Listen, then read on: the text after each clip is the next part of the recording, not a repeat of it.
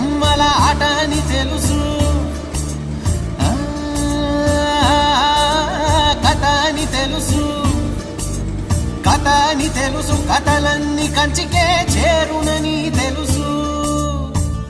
తెలుసు తెర తొలుగుతుందని, తెలుసు తెల్లారుతుందని, తెలుసు ఈ కట్టె పుట్టుకుమంటదని, తెలుసు ఈ మట్టి మట్టిలో కలిసిపోతదని.